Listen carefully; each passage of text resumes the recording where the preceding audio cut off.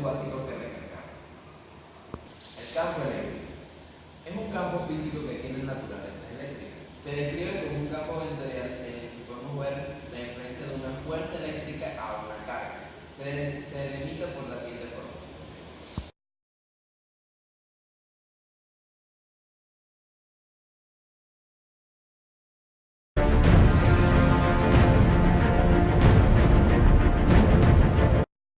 Es la descripción matemática de la influencia de las corrientes eléctricas con los materiales magnéticos.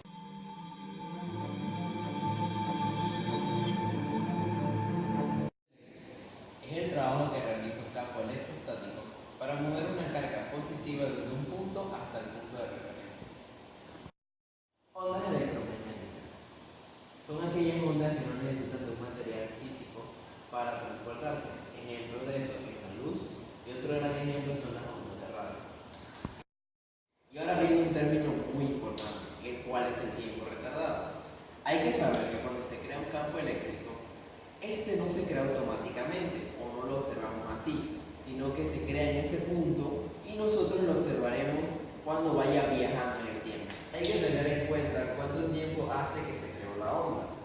O sea, en otras palabras, en cuánto tiempo tiene la onda haberse producido. Para saber esto hay que empezar a analizar un punto. ¿Cuánto tiempo tiene la onda desde que se produjo hasta que la podemos observar? Suponemos que vemos una onda en un tiempo T. Ahora la pregunta, ¿cuándo empezó a viajar esta onda? Para llegar a esta respuesta debemos aplicar leyes de cinemática, más concisamente movimiento rectilíneo uniforme. Vemos que la onda se mueve en línea recta y en velocidad constante. Entonces podemos decir que espacio es igual a velocidad por tiempo. En este caso podemos denotar que la velocidad será la velocidad de la luz, o mejor dicho, la velocidad de la luz en el vacío. Entonces ya como punto final podemos decir que el tiempo de retardado no es más que el tiempo actual menos la distancia que va a haber de la onda hacia la fuente, o sea, en el punto donde se está realizando ahorita mismo, entre la velocidad del vacío o la velocidad de la luz, que se denota con esta fórmula.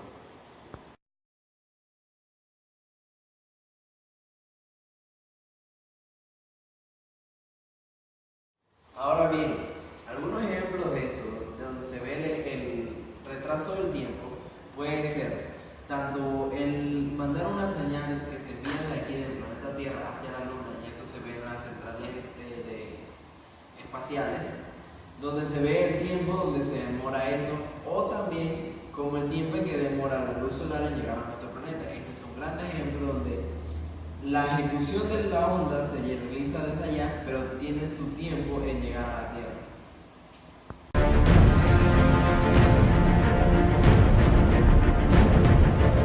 Sabemos que las ondas electromagnéticas viajan a una velocidad finita. Por lo tanto, si queremos calcular el campo eléctrico o magnético en un tiempo determinado, debemos saber que no tenemos que hacerlo en función de la carga de la corriente. Debemos hacerlo en función del momento en el que se dio dicho campo. Para esto, bien podríamos usar las ecuaciones para campo eléctrico y campo magnético. Sin embargo, utilizaremos los potenciales eléctrico y magnético, demostrando que ambos son viables para dicho cálculo. Finalmente, veremos cómo los potenciales cambian al considerar la velocidad finita de la propagación de onda, es decir, el retardo de onda. Esto se conoce como potenciales retardados.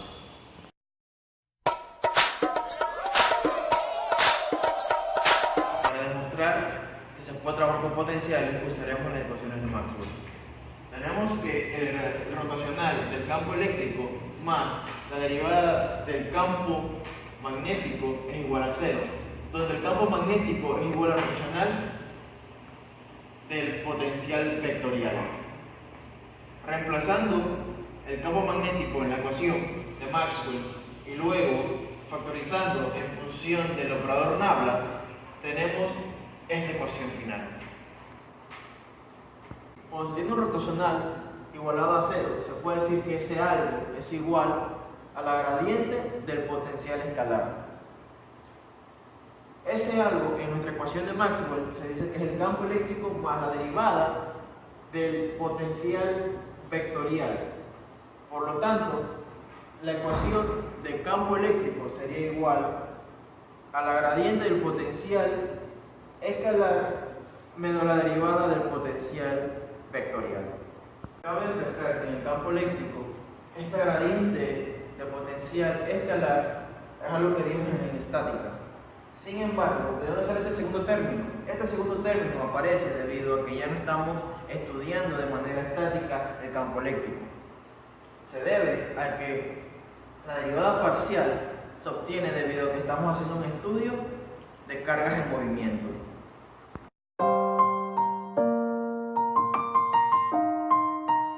Sabemos que el campo eléctrico y magnético satisfacen una ecuación de ondas.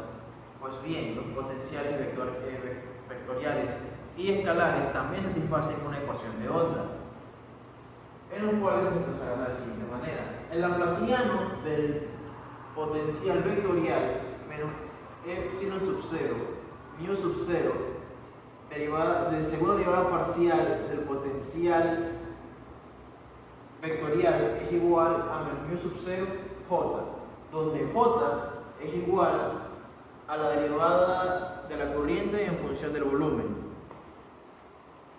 Mientras que para el potencial escalar será el laplaciano del potencial escalar menos epsilon sub 0, mu sub 0, segunda derivada parcial del potencial escalar, y será igual a menos 1 entre epsilon sub 0 de ρ, donde ρ es la densidad de carga, que es la derivada de la carga en función del volumen. Debemos recordar que esto se da en el vacío, así que si se da en otra área que no sea el vacío, solamente se cambiaría mu sub 0 por mu y epsilon sub 0 por epsilon.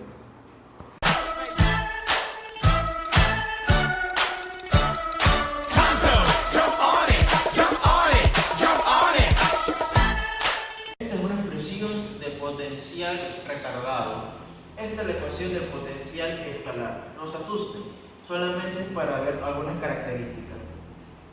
La función del potencial escalar es función de R y de T, donde será igual a 1 entre 4pi epsilon sub 0, la integral de volumen de ρ en función de R' y de T', entre la recta del valor absoluto de R menos R' derivada volumétrica prima.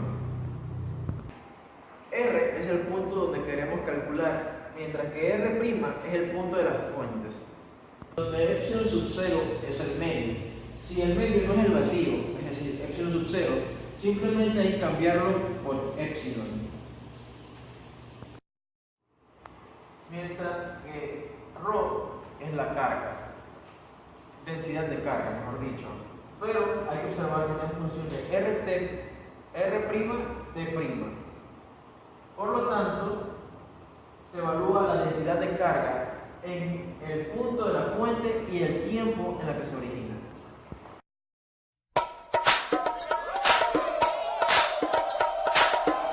Aquí tenemos la expresión del potencial vectorial. Cabe destacar que lo único que varía de la ecuación anterior es el hecho de que ahora se sustituye la densidad de carga por la densidad de corriente, y que el potencial vectorial, al ser un vector, se da en sus componentes.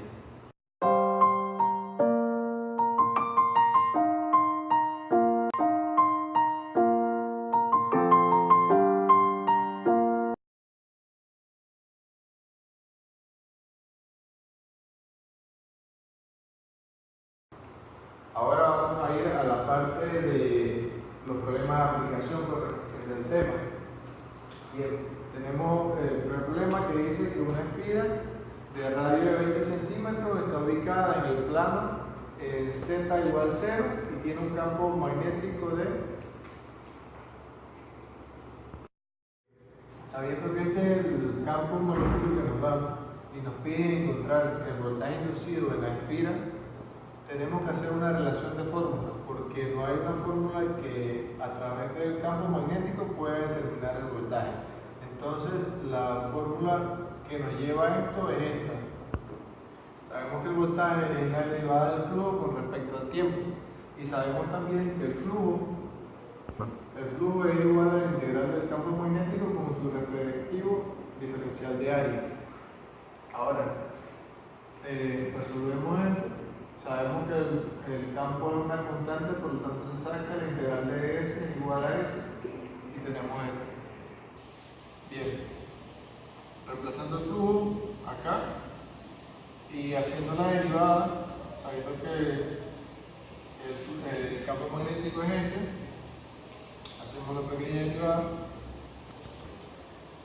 Bien, luego de haber hecho la pequeña derivada, obtenemos esto, multiplicamos los términos constantes para hacer más pequeña la respuesta.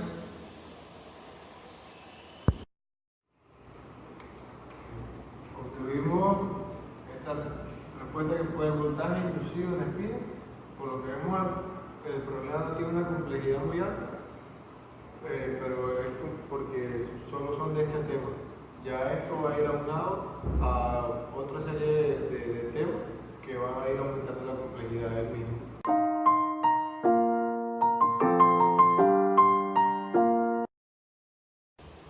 Una varilla de longitud L gira en torno al eje Z con una velocidad angular de W.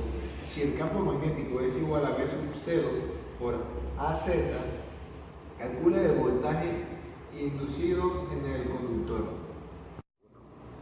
Siguiendo el enunciado, diseñamos el diagrama donde representa la situación que se está dando. Sabiendo que el voltaje se puede obtener,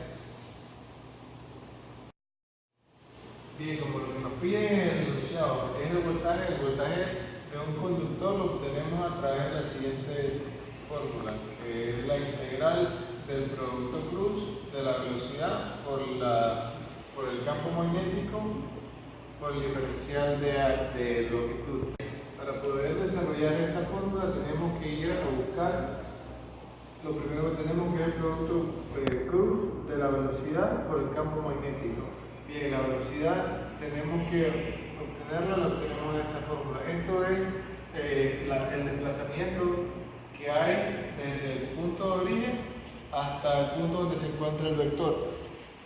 Y esto, que es la derivada angular con respecto al tiempo, es la velocidad angular. Por eso W, que es la magnitud de la velocidad, está multiplicada por A phi, que dimensiona la dirección de la velocidad. Entonces, como ya sabemos que el campo está dado por esta magnitud, hacemos el producto cruz. El producto cruz de A phi por AZ nos da ρ. Por eso tenemos que buscar un diferencial de línea que sea D de ρ con A ρ. Entonces resolvemos en función a esto y reemplazamos esos valores en la integral para poder encontrar el voltaje. Pero una vez que obtuvimos el D de L y el producto cruz de la velocidad por el campo, entonces lo reemplazamos aquí en la integral. Desarrollamos la integral, que es una integral sencilla.